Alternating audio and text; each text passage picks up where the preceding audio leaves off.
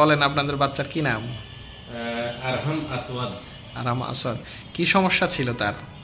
মাথায় পানি ছিল আর চোখ আস্তে আস্তে নিচের দিকে যাচ্ছে। নিচের দিকে চলে যাচ্ছিল। এই পানিটা কখন ধরা পড়ছিল? পানিটা বাচ্চা যখন পেটে ছিল 5 মাস 6 মাসের দিকে, 5 মাস 6 মাসের দিকে আল্ট্রাসাউন্ডে ধরা পড়ছিল। ধরা পড়ছিল মাথায় মাথায় পানি পানি তখন আছে। ডাক্তার এমনকি সিদ্ধান্ত নিয়েছিল যে বাচ্চা নষ্ট করে ফেলবো। বাচ্চা নষ্ট তো করে। তারপরে আমরা বললাম যে আল্লাহ যা করে দেখি আগে বাচ্চা হোক। হওয়ার পর ইনশাল্লাহ আমি আপনাদের এখানে আসি। তারপরে চিকিৎসা নিই।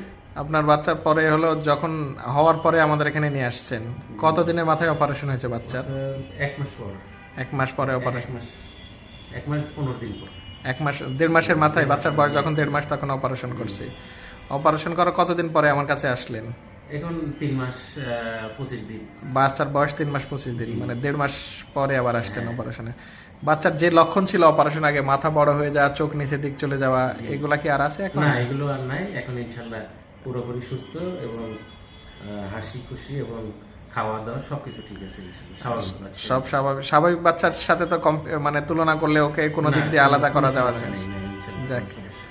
তাহলে যে আপনি যে অনেকেই এখনো ভুল ধারণার মধ্যে আছে, এটা নষ্ট করে ফেলে বিভিন্ন কথা শুনে, তাহলে নষ্ট না করলে এটার চিকিৎসা যেহেতু আছে, চিকিৎসার পরে বাচ্চারা সুস্থ হচ্ছে, তাহলে অন্তত বাচ্চা রাখা উচিত। সবাইকে আমি অনুরোধ না। করবো আপনারা এই বিষয়ে প্রত্যেকটা শিশুই মূল্যবান আর কি। জি জি, এই প্রত্যেকটা শিশুর জীবন রক্ষার্থে আপনারা এগুলো চিকিৎসা আছে। চিকিৎসা নেওয়ার জন্য অন্তত চিকিৎসাকে শরণাপন্ন হোক আর কি, এইটুকু দরকার। তারপরে চিকিৎসা আছে কিনা আছে সেটা জানা যাবে আর কি।